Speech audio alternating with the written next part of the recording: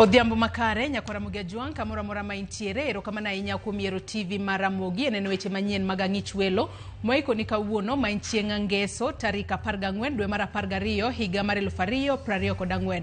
Moiko ni weche mathoth mago matimore kor gwenge kaachiel kod mago matimore sirikal mamalo minyalo bedo kod geno ni kuku kaachiel kod tiengi ibo bedo ka ineno e weche manyien mag ang'ich welo. To mokwongo magi thuond weche ma omiyo pek. Achiedh nade okwako chenro mar chuogo IEBC ka koro doho bende ong'ado ni lokruok mar chik ma yande otim ne chike IEBC ne otim ataro mar katiba. Because these youths are roaming, they are armed, they are intent on killing our people and stealing our livestock, and they are not heeding our warnings. We have said and we have given instructions to our security officers to shoot to kill. Obila koromi chik ni ochiel gi magina kendo negi jomaundu machando jopiny e gwenge mag Nyakacha. By end of April, we will be having people living here. So the first lot will be given. We are expecting that we will be able to complete the remaining works. Sirikal osingo ni jopiny dhi chako donjo e udi ma oger Mukuru kwa Njenga e chak higa manyiena. Jatend Gambia bende otimo limbe e udigo mar sumo rieko mar gedo.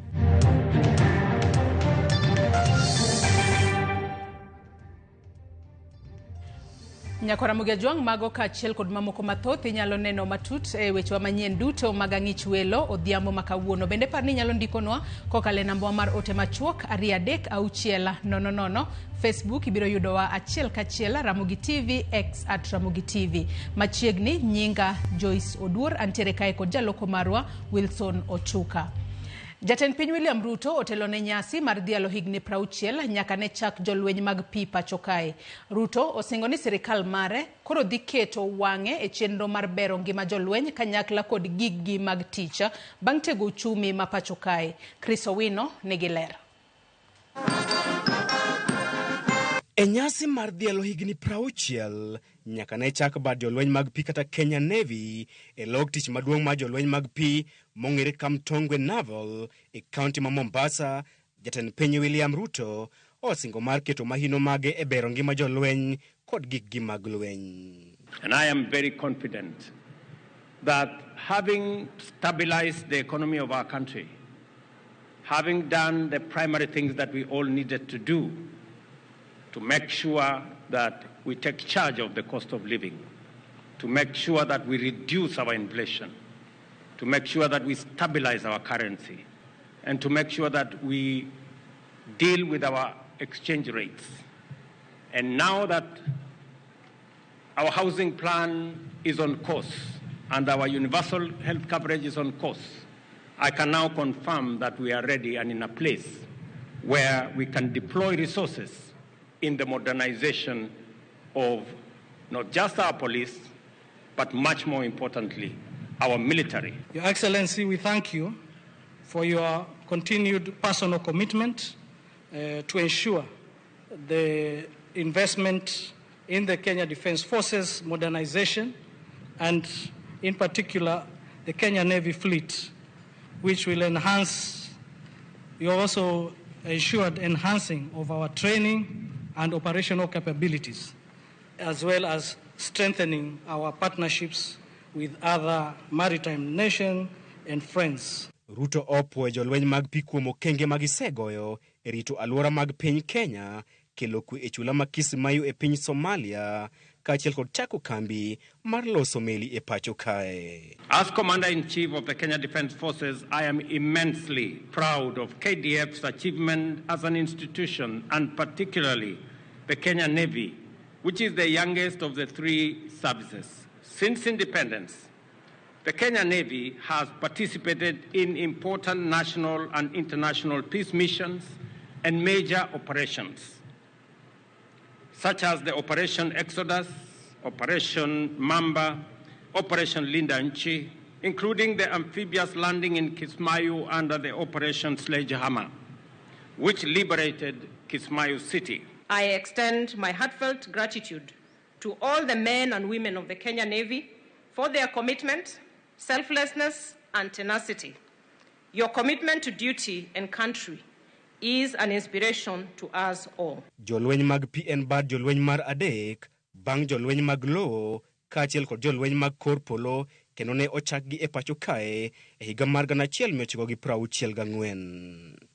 Kamanda maduong' mar jolweny mag Paul Otieno opako jolweny mage kuom nyiso lony mamalo e tijgi, gino ma osemiyo migi luor e kind pinje mag Afrika kod piny mangima. Kenya Navy has successfully conducted historic operations, amongst them amphibious campaigns, maritime security operations, counter-piracy missions, humanitarian assistance, and disaster relief operations, and also participated in regional and international maritime exercises in cooperation with our allies. Nyasi makawuono opong' gi sunga kod nyadhi, kaluwore ni jatend jolweny masani General Charles Kahariri bende wuok e kidieny mar jolweny mag pi. Jatend piny bende otiyo kod thuolo makamano mar paro kendo dhialo jolweny mag pi mane osenindo e badgi. Chris Owino, Ramogi TV. Jatend piny mar Gambia Adama Barrow olimo ute migero gi jatend piny William Ruto pachoka manengogi oyueyo e kar dak ma Mukuru kwa Njenga. Jatend migao mar gedo kod lowo Alice Wahome wacho ni udigo owinjore oikre ne oganda chako donjo e chak higa manyien. Linet Undi miyo waler. Ma e chal mar udi manengogi oyueyo ma sirikal gero kokalo kuom osuru michoko kuom jopiny. Jotije odich mayuak nyundo ema iwinjo. Udi oger maboyo kochomo polo, rangi oromo dendgi. Alwora obeti ler kendo gedo mar ngas mar osweyo kata lift mating'o ji ema gedo ne koro dhi nyime. Kaka jatend migao mar lowo gi udi Alice Wahome lero, udigi ne onego tiek ged dwe mar 12 kata kamano, digni osebedo kaluwore gi buche mane ochwal e doho. Wahome wacho ni gigeno mar rwako jopiny e udigo kochakore dwe mar 4 higa manyien. The total is 1,080 units of one bedroom of bed sitter. There are studios, bed sitters. Of course, the other side we have others that are coming up. In another 3 months, we will come to launch maybe 1,300 because those are 6 blocks that we have targeted to launch, to commission, to give to the owners, and so that by end of April we will be having people living here. So the first lot will be given. We are expecting that we will be able to complete the remaining works here in another 60 days. Udigo yuayo wang jatend piny Gambia Adama Barrow manie limbe pachoka. Barrow wacho ni osesumo rieko mar gedo no kowuok kuom Kenya. And we'll go back to the Gambia, discuss with our technicians, see how best we can implement, because we are also thinking of implementing 10,000 houses. We are discussing with Celta Africa. Even I met their CEO. We had a very good discussion. We are thinking of laying the foundation in early next year. So this is a takeaway for me. Kane walimo udi ma jatend piny William Ruto osebedo kagoyo negi debe nyaka ne odonje apisi e kar dak ma Mukuru kwa Njenga, moko kuom udi gedo magi chiegni rumo kama moko gedo magi pod dhi nyime. Migao mar gedo lero ni e tielo mokwongo, udi ma kwan gi romo 1,124 dhi bedo moikore chak higa manyien. Blok abich oting'o udi 1,080 ka udi ma romo 1,220 oting'o udi manigi kod nindo achiel, ariyo kod mag adek. Jatend migao mar gedo Wahome wacho ni nyaka gisani oganda mar romo 550 osendikore mar donje udigo. Jogo madwaro ute ma otisi ni bed sita to osendikore dhi chulo Sh3,000 dwe ka dwe. Udi mag kod nindo achiel kata one bedroom dhi chulo omenda maromo Sh3,900 dwe ka dwe. Ka mago mag kuonde nindo 2 two bedroom dhi chulo omenda maromo Sh4,500 dwe ka dwe. All social amenities, dispensaries will be there, ECD, primary and secondary. If we don't have space, we plan to expand the neighboring secondary schools so that they can be able to take in the numbers. For here, we will definitely do a secondary school, 1, maybe 2 secondary schools and 2 primary schools, considering the numbers. Linet Undi, Ramogi TV, Mukuru kwa Njenga, Nairobi. Chenro mar daro kumba mar thieth kowuok NHIF nyaka SHA pod idhi mos ka thoth jotuo kale midhiero e kinde ma gimanyo thieth e bwo okumbano. Ma en kaluwore kod lipot mogol kod riwruok mar ute thieth manie bombe kod gwenge mong'ere kaka Rufa mar dwe mar 11 mawacho ni chenro no omoko e atamalo 46 mane entiere dwe mokalo. Jafambo marwa Simfros Okinda nigi lerno. Kalore kod lipot mogol kod riwruok mar osiptende mantiere gwenge kod bombe, mano Rural and Urban Private Hospitals Association of Kenya, chenro mar daro kuma mar thieth kowuok e NHIF nyaka SHA pod ok omako mach kalure kod ohinga mathoth mamono jotuo yudo thieth e yo makare. E lipodegino mar 6 nyaka ne chenro mar dar chakre, Rufa olero ni chenro mar dar wuok e NHIF nyaka SHA omoki atamalo 46 kuma ne entiere dwe mokalo koseyo SHA kuom rem keto maino e bero chenro mag thieth e pacho ka. Rufa oluwo ni chenro mar yango nond jotuo e chenro mar SHA omedore mana kod atamalo 6 kende kowuok e atamalo 20 dwe mokalo nyaka 26 sani. E bwo lipodni bende onyenyore ni omenda ma sirikal chiwo ne ute thieth e wi jatuo ka jatuo odok piny kod atamalo 23 ne chenro mar thieth to idok pacho, gima koro medo keto ute thieth kama tek kendo yie osigo mapek e wi jotuo manyaka koro chudi giwegi. Ataro mar lipot mare mar dwe mokalo kama chenro mar tego ute thieth e tiyo kod SHA nochung'e atamalo 60, tiegruok ma kamano dok chien ahinya e dweni nyaka atamalo 29 kende. Kamano bende jopiny ogolo ywak e wi ng'ikruok mar mbui mar SHA mamedo rocho chenro mag yudo thieth e pacho kae, gima Rufa oketo e atamalo 22 kende. SHA kata kamano puo kuom yot mar ndikruok e mbui margi makonyo jopiny e keto nondgi e yo mayot kendo mapiyo. Rufa koro jiwo sirikal mondo orum mapiyo piyo chenro mar rieyo okumba manyien mar thiethni kendo bug fuok maneno mamono jo Kenya yudo thieth makare kaka dwarore. Simfros Okinda, Ramogi TV. Riwruog lakteche pachoka KMPDU omedo jiwo ni ng'anyo margi biro chakore tarik 22 dweni kalure gi okang' mar piny owacho kod ten migawo mar thieth koso chopo singo margi. Koloso e kinde romo margi kod lakteche e kaunti ma Kakamega, jagoro maduong' Davji Atela olero ni lwasi mar tich okosebedo makare, omenda manochwal ne lakteche mag jopuonjre kata interns podi ok oromo kendo sara margi osebedo kadeko. Omedo ni gisetemo bago romo mar twak kod ten migawo mar thieth kendo chal makamano poko nyago olemo. That the rallying call for the strike of next week, the 22nd of December 2024 is on. And we are telling national government, we are telling county government that we have no time for boardrooms. We have no time for negotiation because we negotiated in 2023. We negotiated in 2024 during the 56-day strike. We have negotiated between May and now December. This is time of action, that we will leave our workstations and we will only come back when we see those letters of promotion. We will only come back when we see the money in our account because it has to be paid. We will only get back to work when the interns are paid as per the CBA. The senior consultants in Kakamega County are condemning strongly the non-implemented promotions that are the stalled promotions that are there in this county. We did a strike notice some time back and sat with the government and did an agreement that was supposed to promote doctors in this county. But what happened is the common lies that are becoming the norm of this government. The government is always quick to give promises and to do return to work formulas and agreements that they are not going to implement. Nyakwara Mogejuang yena mar mondo mi wakaw yoyo mokwongo e weche manyien mag ang'ich welo tieno makawuono. Kata kamano asoma ne moko kuom ote ma uchwalonwa e Facebook acha kamontiere achiel kachiel. Joseph Oliech wacho na neno maler e lony masani an Dubai Emirates. Mano Joseph Oliech jakogelo Opija jachuma wacho ni mar Nyamasare ya Kisumu aneno maler kendo makare kawan Nyamasare ya Kisumu kod min oda mano Mama Brighton Aseko Ker Nicholas Apul Zeki Jaimbo Denwa Molo kod jochuma duto ma Kisumu. Wycliffe Jones wacho na neno makare kata watching live from Kamagambo.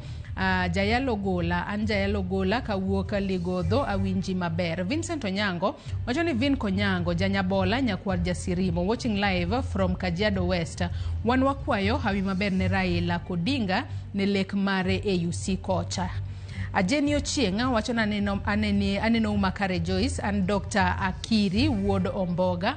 Morris Olala bende wacho neno eyo makare ka intiere Kisumu. Evans Otieno wacho na winji mabera ka an Goldfields School Migori. Baba Atur wacho ni jonjore to winjore onegi kabisa. Jogo nego ji nek marach mana ka ng'ama nego ogwang. Sara Senga wacho ni nyakwaro dongo mar wang' neno West Kanyamkago wacho king'isa kae ni Joyce an kodi erokamano ahinya. James Asembo bende wacho ni an Raila ema pod awuoro. Wacho ni omera ng'ano wacho proposals mar piny ngima gi wiye ma ok osoma. Kapito Nyango bende wacho ni neno yo makare ka intiere Narok Town Ramogi Lera Maratari. Nyakwara Ramogi Ajwang' med bedo kodwa e kinde madhi mbele kod weche manyien mag ang'ich welo. Wakawo mana yweyo madundo kaita duogo adhi mbele kik dhi mabor.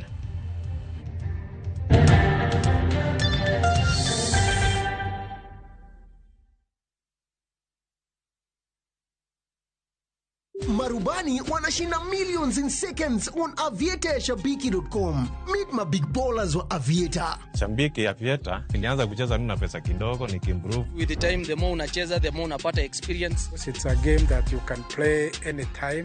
Aviator ni iko sawa kabisa. Kochonjo. Join club ya millionaires nani. Win millions in seconds. Cheza Aviator on shabiki.com. Not for persons under the age of 18.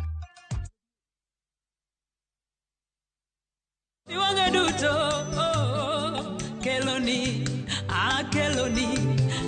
Keloni, Maritime, Keloni,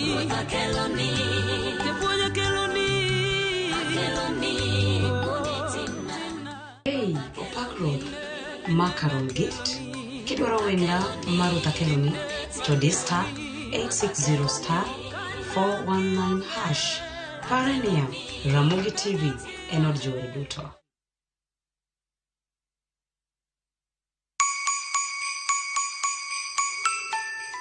This Christmas, Mama Soko Basket is making your holiday shopping easy, healthy, and super affordable with fresh veggies you love. And the best part, you get to select the items that you want in your basket. Onions 1 kg at only 59 shillings, skuma wiki at just 20 shillings, spinach at just 20 shillings. But that's not all. There are other amazing baskets on offer this Christmas, like Mama Mpenzi basket for all your festive essentials, Sherehe basket to get the party started, daily basket for all your daily lunch offers.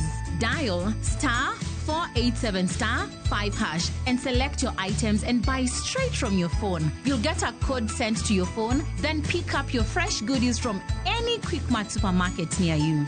Super easy, fast, and so convenient.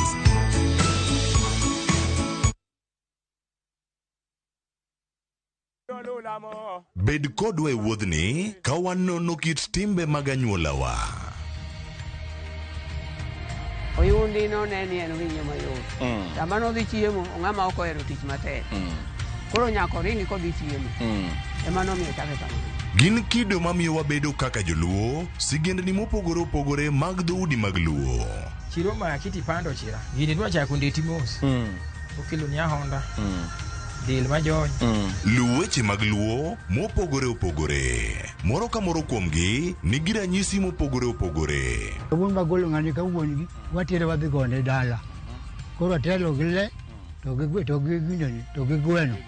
111 Luchenro ni ngeso ka ngeso saa 1:45 otieno e Ramogi TV.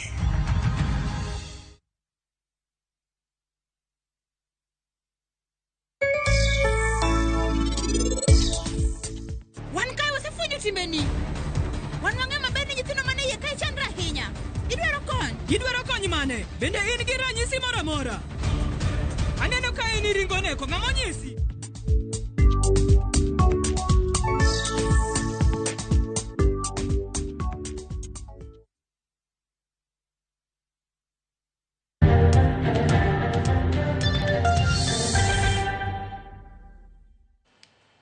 Machiegni kendo Nyakwara Ramogi Ajwang' wadhi mbele kod weche manyien mag ang'ich welo. Chenro mar chugo duol mar IEBC kuome omoke rot bang' doho ng'ado ni chik ma itiyogo sani ne ochugi ataro mar dwaro mar katiba. Doho mamalo kokalo kuom jang'ad bura Lawrence Mugambi nyong'ado ni paro mar chik mane otimo lokruok ne chike IEBC ne okadhi ka ok okawo pach oganda jo Kenya. Seneta Mabusia Okiya Omtata yande ochwalo bura e doho mamalo ka ywak ni chik manyien matayo chenro mag IEBC ne okadhi ataro mar chik nimar ne ok okaw pach jo-Kenya e yo mowinjore. Lokruoge mane otim e chike IEBC ema nyocha okelo yo manyien mar chuogo duol mar IEBC. E kinde pedho neno mare e doho e dwe mar adek higa mokalo, Omtata ne olero ne doho ni paro mar chik mar timo lokruok ne IEBC ne owuoth oko gi komiti mar chike e od buch Senate e tok chik kokalo kuom jakom komiti no Hilary Sigei, gino manyiso ni chik ma itiyogo sani e chuogo IEBC ni kod kasoro. Tend od bura mamalo kod mar Senate to yande dok ne chik no kawacho ni pach jopiny ne okaw malong'o kapok opuodh chik no. Kata kamano e ng'eto mare, jang'ad bura mar doho mamalo Justice Lawrence Mugambi to oseyo yo ma yande opuodhgo chik no ka owacho ni mana kaka Okiya Omtata yande oselero, pach jopiny mane ochoki ne ok otigo nimar paro mar chik no moting'o pach jopiny ne ogol oko e Senate, kendo mano mane igoyo mbaka en mano mane onge kod dwaro mar oganda. Mugambi wacho ni kata obedo ni paro mar chik no ne okalo e pach jopiny e od bura mamalo, mano ok nyis ni e Senate inyalo ng'wonne kane ok otim dwaro mar chik e neno ni jopiny okaw pache kapok opuodh chik. E wi mano, paro mar chik no ne odhi ataro mar dwaro mar katiba namba kata article 118 kendo mano nyiso ni chik mar IEBC ma idendo ni IEBC Amendment Act mar higa mar 2023 en ataro mar katiba. Ng'eto no mar doho koro chako keto pek e chenro mar chuogo aput mawinjore oyier commissioners manyien mag IEBC. Report mar NADCO mane okelo lokruok e chik matayo kaka ichuogo IEBC ne oketo ni jochuog IEBC bedo ji 9 ma ok ji 7 ma yande bedo e apudno. Chenro mar chuogo IEBC osebedo gi ywaruok kendo manyaka sani pod pek nitie kaluwore gi ywaruok mokwako duond bura mar Wiper kod mar National Liberal Party malaro thuolo achiel. Thuolo manie bwo kanyakla mar duond buche PPLC. Liet bende osebed ka ichwalo ne sirikal mondo mi ochap nyinge ji ma owinjore obed aput mabiro chuogo IEBC. Penjo maduong' en ni to duolno koro ibiro chuogi karang'o kaluwore gi ng'eto masani doho ogolono. Tend arita kwe e sub-county Manyakacha koro golo chik mondo mi obila ochiel gi magina kendo negi kanyo jomaundu mag kuo jamni e tong' mar Nyakach kod Soin Sigowet e neno ni otiek timno chutha. Mana kaka lipota marwa Millicent Adhiambo leronwa, weche e jiwo arita Kisumu bende okochopo gi kanyo ka tije ang'wen bende ne ondhi e sub-county ma Kisumu East. E sub-county Manyakache county ma Kisumu, tend arita kwe makono kotelnegi kod komanda mar obila Bob Anunda koro golo chik mondo mi obila ochiel gi magina kanyo kendo negi jomaundu mag kuo jamni e tong' mar Nyakach kod Soin Sigowet e neno ni otiek timno chutho ka juma mokalo jokuodhok moko nyocha ochweyo monego ng'ato achiel kod asere. They are intent on killing our people and stealing our livestock. And they are not heeding our warnings. We have said and we have given instructions to our security officers to shoot to kill those who are armed and with intent to kill our innocent people. I have already enhanced the numbers of security officers along the common border. Oganda mawuok Nyakach koro medo jiwo jotend arita kwe makono bende mondo ked kod koko ma ikelo kod siasa ma bende osemiyo rawere mathoth hinyore. Onego beni jo siasa ma perpetrate violence onego gibed brought to book, and even the party should take action because we want to go this way till 2027. It seems we will lull a lot of our people, and that's not the way to go. Magitimore sama e sub-county ma Kisumu East, obila nyondhi ya chije ang'wen mitudo kod kuo marang'enge e kinde mane gitimo apedha e kar dak Manyalenda kotudore kod maling'ling mane giyudo e wi achich achiel moyang nyinge kaka Gilbert Otieno mong'ere ni Peto. They informed us, then the deputy OCS, together with the OC Crime Kasakam Police Station, mobilized officers expeditiously responded and later arrested the suspect, who, after thorough interrogation, he led the officers to 2 hideouts, one at Obunga, another one at Nyamasaria, where we arrested additional 3 suspects who are dangerous criminals within here, and very large assorted goods, suspected stolen goods. Komanda Marobila, Makisumu East, Edward Wafula, yango ni sani, gidhimedo kwano bila, mabiro timo apedha, kajiwo arita, elora Makisumu, koriwo nyaka luongo mago manitie yweyo. We have recalled all officers from annual leave who are on annual leave at the park for synergy. We don't want criminals midist. Ekinde machi jogo masani ogeng ne giete sendo bila makasagam. Ogen mar chwalo enyim doho. Chieng' wuok tich juma manyien. Wafula opwoyo oganda. Kuom tiyo kanyakla kod obila eneno ni othir weche njore. So I urge wananchi, if they have any issue, 8 at night, 8 at daytime, please call this number. Is 0734 588 568, which will be on 24/7. Then we respond immediately. Geno koro nitie ni jopiny kaachiel kod obila komedo tiyo kanyakla e tudruok mar kedo gi maundu kod njore mosego tach e kaunti ni. To kwe kod arita mojiwore dhi duogo ahinya to e kinde nyasi mar Christmas kod higa manyien. Millicent Adhiambo, Ramogi TV, Kisumu County. Moko kuom riwruoge makedo ne ratiro mag oganda ojiwo piny owacho, riwruoge ma ok mag piny owacho kod oganda duto mondo jiw okenge mag kedo kod landruok mag kute mag ayaki e kind jogo mang'aw kaka opamo mondo konye duoko piny landruok mag kute ayaki. Jafwambo marwa George Juma ni kod lerno. Jogo matije mage timo keto gi ng'aw maga mokutego mag ayaki ma oting'o pamo gin moko kuom oganda mosebed ka igeto e ng'wech mar kedo kod landruok makutego mag ayaki e piny Kenya. Lipot yango ni jogo mang'aw e gamo kutego mag ayaki kaka opamo kuom higni mathoth osebiro ka jimbo landruok makutego mag ayaki. Tin ji kata riwruoge emosewuok mar kedo ni ratirogo mag opamo kendo tudogi kod piny owacho e ng'wech mar kedo kod landruok makutego mag ayaki kod midhieche mamoko nikech akweda. Diane Roth matiyo riwruogno mar Faraja Women Initiative en achiel kuom ji matin ma osedino itgi ne akweda kata weche miwacho kuom opamo kendo wuok oko mane landruok mag kutego mag ayaki koro dok piny e kind opamo. Ne wafwenyo ni nitiere gap. To gap mane nitiere nen gap mar the key population man sex workers. But again, ibro yudo ka bende en adieri ni sex workers play a big role in fueling the HIV nikech partners mang'eny. So mane momiyo ne waneno ni there is need mondo wachak this campaign so that uptake mar this health services odhi malo, then waduok bende landruok mag kute mag ayaki piny. Diana mabende osebedo ka ratirogo mag opamo kuom higni maloyo 5 e kaunti ma Migori wacho ni osewinjo kendo oseneno mathoth e kindeno ma okedo ne opamo. Jok man gi perception mopogore ewi wach sex workers daher ni mondo gilok paro nikech this thing is a web. Oluorore, ok en sex worker obet kumora achiel gi client ni achiel, en gi client ni en gi mach, en gi mach, en gi mach. So it's a web, en gima luorore madhi into circle.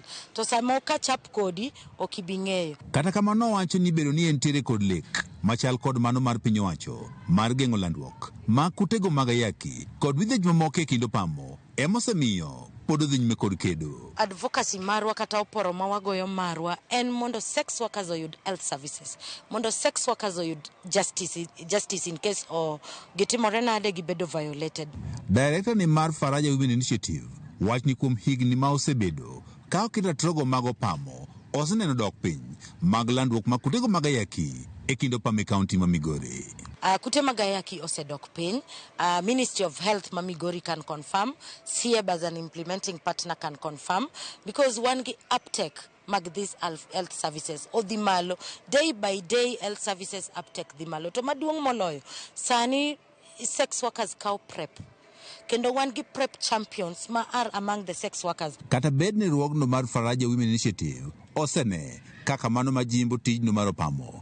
Diana wacho ni mano ok tich magitimo, ka wacho ni gintiere kod kata chenro mamoko mag dongruok magichako masiro jogo eko mosaikore mar weyo tijno mar opamo. Kila ng'ato nigi paro mopogore opogore, but because the cause ma wantiere go kaka Faraja Women Initiative is to the benefit of the entire country and the entire Migori County okwanyal relent. Wan gi kuonde ariyo ma wan gi projects chielen poultry farming, mar ariyo and fish farming, the cage culture. Magi gin gik mokel gi sex workers, and the initiative of this nokel gi through table banking. Lipod mogol rogni mar Faraj Initiative maket rogo mago pami county ma Migori yango ne gin tiere kod maloyo opamo gana riyo e county ma Migori mangima.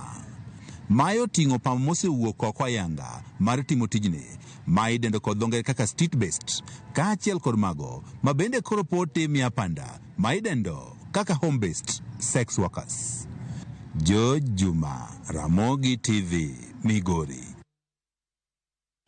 Twak mar mjadala Afrika nyokelo kamoro achiel jotelo adek ma olap dhoge ndong ne koma mar jakom mar riwruog pinje Afrika AUC.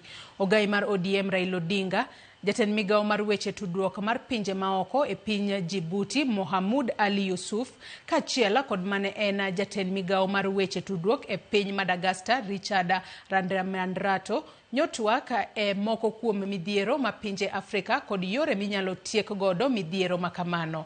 Jafambo marwa Efi Nyakidi lero mathoth. Nyanduat nyaka milambo, ugwe nyaka imbo mar Afrika. Nyo en twak ma ogendni mag pinje 55 mag Afrika nyo rito kod siso. E gwenge ma Kibra boma ma Nairobi, oganda nyo wuok oko, kar kwan gi kendo bet oko karango wang' jowi mar luwo twak makamano. E kinde twak no, Odinga nyo wacho ni pinje Afrika nyaka koro timo ohala kindgi kendo tieko ohinga moket kod pinje Afrika mopogore kaka achiel kuom yore mag bero chenro mag ohala kendo chiwo thuolo ne pinje Afrika timo ohala kokadho chenro mar free trade area. It is important that Africa enhances the trade with itself. The inter-African trade today stands at just mere 15%. The non-tariff barriers to trade that have been imposed by respective African countries, things like standards which are different from one country to the other country, making it difficult for goods to move freely across the borders. Kaluwore ni pinje Afrika ni kod mwandu mang'eny ma e bwo lowo, Odinga olero ni kaka achiel kuom yore mag chwalo dongruok mar pinje Afrika e rang'iny mamalo nyaka many yore mag medo ndhadho ne mwandugo kapok ochwalgi ne pinje maoko. Now, Africa is the richest continent on the planet Earth in terms of raw materials. But it's a paradox that Africa also is the poorest in terms of living conditions. We say that we need not remain for perpetually the source of raw materials for industrial west or east. That we need to do value addition to raw materials which are coming out of Africa before we export them. Odinga bende omedo ni fwenyo gigo makelo gwandruok e pinje Afrika kendo keto lwasi makare mar twak e wi okenge manyalo tieko gwandruok makamano biro konyo bero chal mar Afrika. We need to address the causative factors of these conflicts. There are some which are conflict caused by poverty or deprivation. Some of them by conflict within the society. Again, things like ethnicity and so on. Some of them are externally influenced or promoted. Some are religious and so on. So there's not a common factor. But what you need to do is to address the causative factors which could translate into these conflicts throughout the continent. We make decisions at the Peace and Security Council level. These decisions are not implemented. Our Peace and Security Council is not proactive. It is reacting to crises when they occur and happen.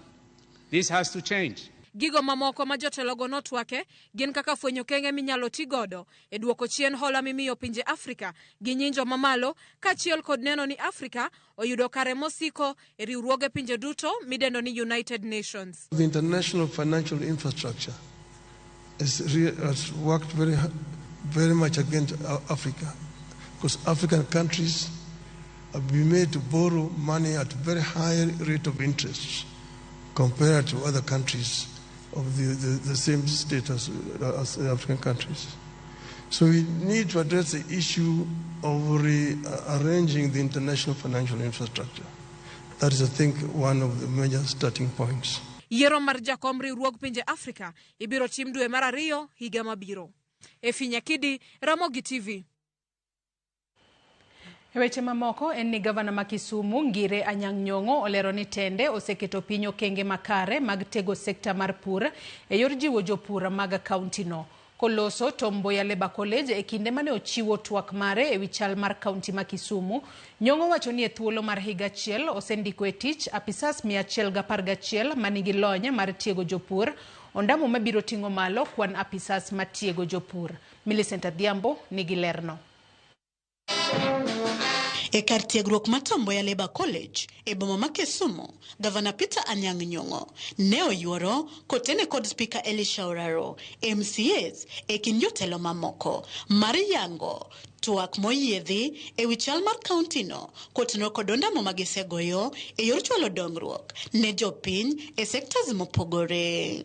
Kane oloso ahinya to e bero sekta mar weche pur pith kod lupo, Gavana Nyong'o ne oyango ni piny owacho mare osendiko e tich apisas mag pur 111 kaka yorno mar kedo gi nok mag apisas go e migawo mar pur. Gino manonro yango ni apisa achiel sani rango jopur 10,000 ka gidwaro ni apisa achiel obed ni rango jopur 3,000. Bende e pur mar pamba ma bende nachiel kuom pith mongirore kaunti no, Gavana Nyong'o wacho ni e kind midhiero mag tuoche pamba kod onge mag kothe manyalo kedo gi midhiero mikelo kod lokruok futo mar kor lwasi, kaunti no osegolo tan 210 mag pamba kuom eka 1,200 e iko omenda ma 2023-2024 maduto nomiyo jopur yuto maromo omenda milion 15. Nyong'o bende oyango ni chenro mar piny owacho mamalo mar chiero pur pamba kaunti ma Kisumu noyudo tan 12.2 mag kothe pamba manopog kuom jopur 6,500 koyango ni mano nomiyo pur pamba oidho e kaunti no, gino mane okonyo e geng'o omo pamba kowuok e pinje maoko. One of the things that the national government is trying to fast track is cotton production, so that our industries at home can get raw material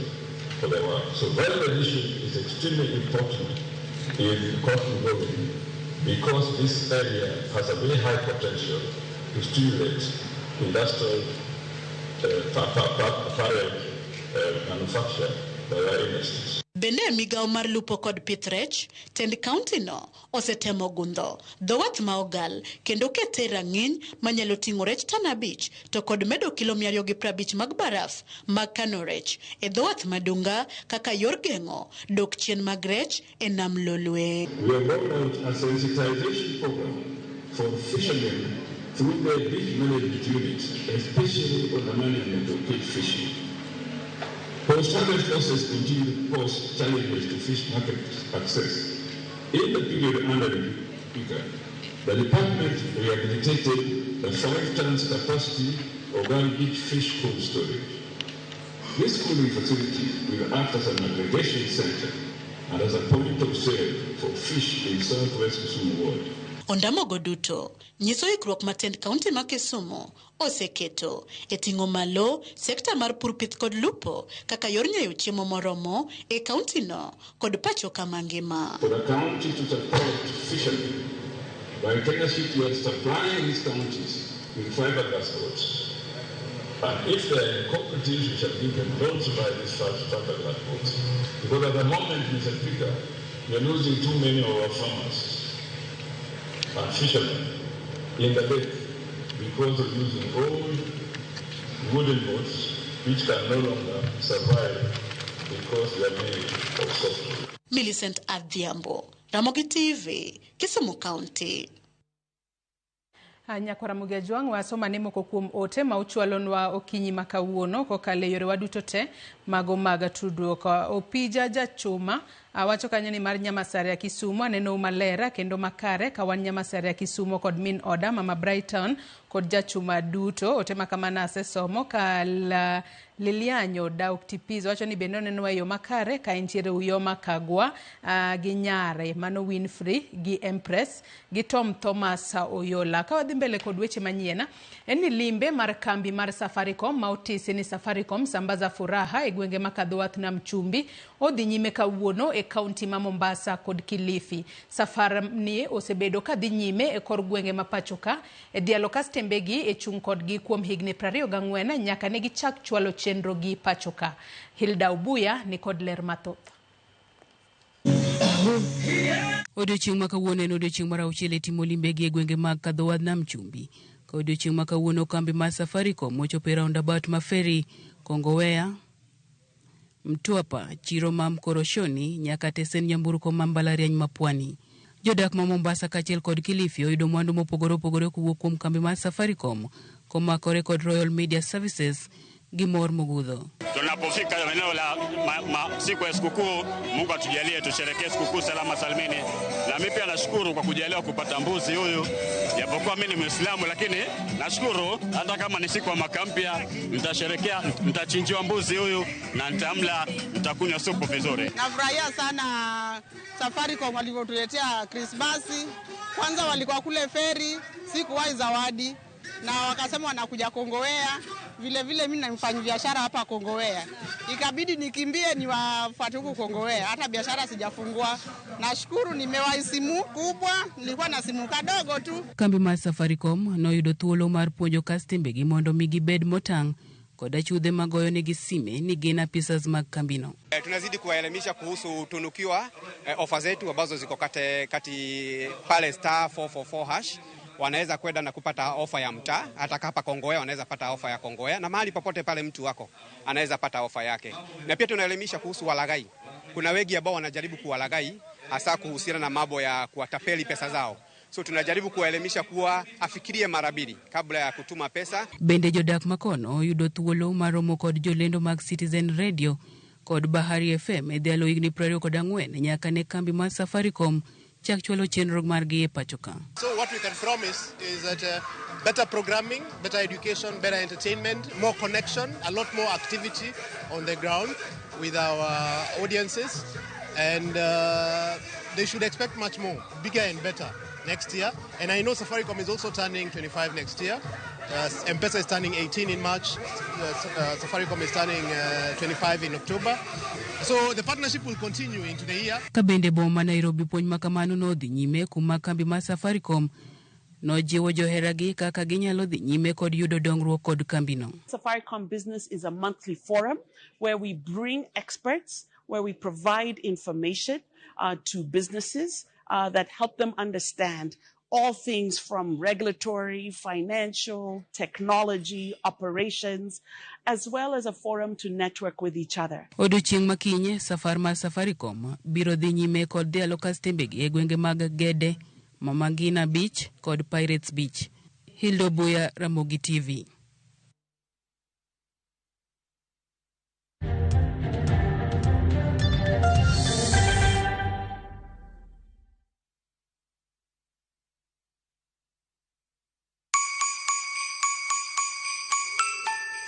This Christmas, Mama Soko Basket is making your holiday shopping easy, healthy, and super affordable with fresh veggies you love. And the best part, you get to select the items that you want in your basket. Onions 1 kg at only 59 shillings, Skuma Wiki at just 20 shillings, spinach at just 20 shillings. But that's not all. There are other amazing baskets on offer this Christmas, like Mama Mpenzi basket for all your festive essentials, Sherehe basket to get the party started, daily basket for all your daily lunch offers.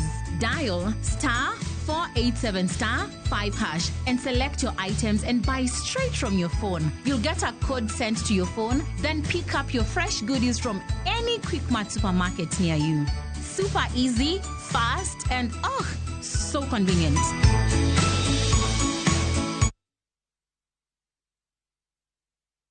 The Messiah people of Israel are expecting is about to be born.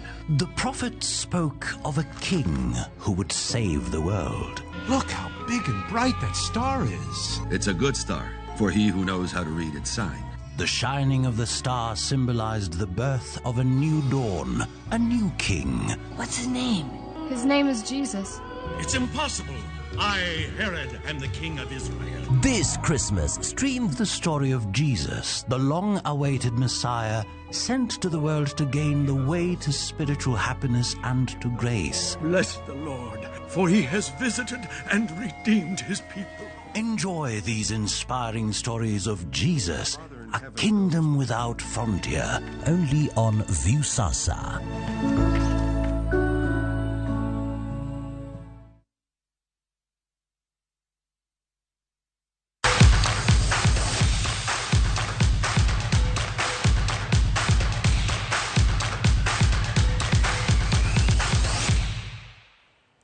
Gonde ariyo manologi jotugo Clarissa Udi kod Charlene Onjote e alap ma Mumboha Gardens e boma ma Luanda nokonyo Bunyore Starlets yudo loch mar gonde ariyo kuom achiel kane gigocho gi Mombasa Olympic Ladies kamano e loch margi mokwongo e lig mar mine e season ni. E alap ma Trinity Complex, amodhi mar 0-0 e duoko manobedo e kind team mar Trinity Starlets gi Bungoma Queens. Mano ne en amodhi mar ariyo ne Trinity Starlets mano wito thuolo mathoth mag loyo e tugo makawuono. E tugo machielo, Kibera Soccer Women noloyo Zitex Sparks gonde ariyo kuom achiel e alap ma Marist Grounds Karen.